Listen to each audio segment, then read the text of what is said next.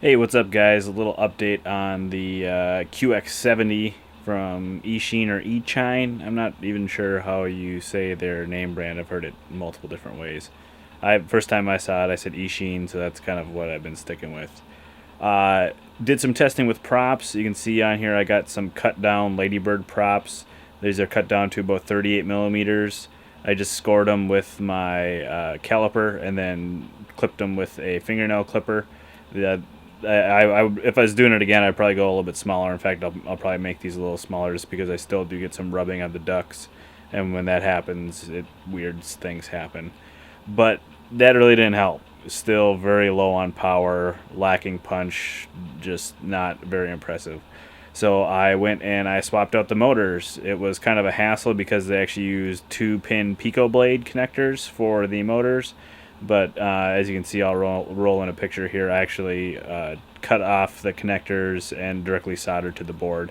And wow, does it wake it up. Obviously, they put not bad motors, but slow motors on it. I almost wonder if they didn't put the 2S motors on there, expecting to someday make this a 2S, or maybe they just went over to the new B style quads that they've released that are 2S and just used the same motors, because now it flies like you'd expect an 8mm motor quad to fly.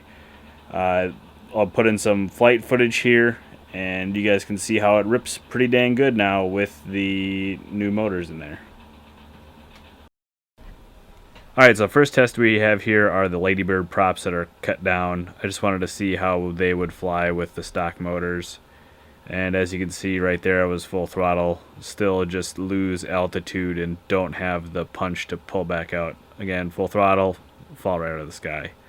How I made these was I set my calipers to 19 millimeters and put one end in the prop shaft hole and then scored along the blade, which is a nice arc coming from the prop shaft hole, and then cut down the bulk of the material and then snipped off right along that line with a fingernail clipper. And again, just lost altitude. Luckily, my mechanic's coming over to check it out. Bert the cat. A little inspection.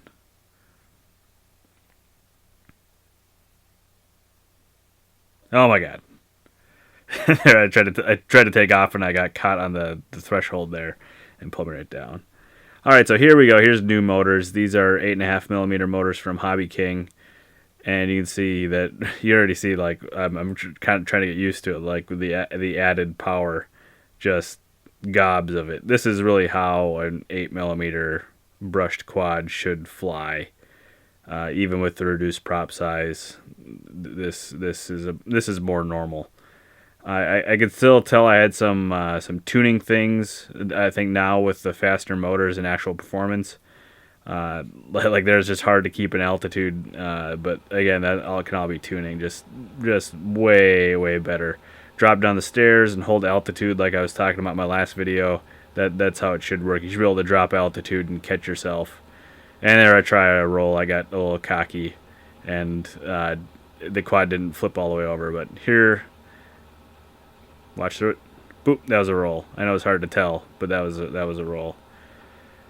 And so here I went and put the stock props back on it in four blade configuration, and it looks like you're in old muscle cars. Look how rumbly and unbalanced those things are. So I was hoping to kind of go back to stock look, that these would be okay, but they are just so. I don't think the prop shaft holes are drilled in the center. They just rumble and tumble like you're in an old V8. So yeah, that's about all the flying I did back on the stock props. So there you have it. New motors on the QX70 make it fly like it should. In that crash that I had there, I did break one of my spars. It is made out of ABS, so I was able to solvent weld the spar back onto the duct with acetone. But it is a kind of a vote of, seems a little bit less sturdy than I originally thought. We'll see. I'm not gonna glue it at all. Like with tiny whoops, a lot of times you put some glue on the spars to add some rigidity. I'm just gonna keep it how it is and solvent weld back on any spars that break to see if that's a better way to do it, because it is made out of ABS, because you can solvent weld it. And so there you go, guys. Go get some motors, swap them out. If your props are as unbalanced as mine are, cut down some Ladybird props to 37, 38 millimeters and pop them in there, and you should be good to go.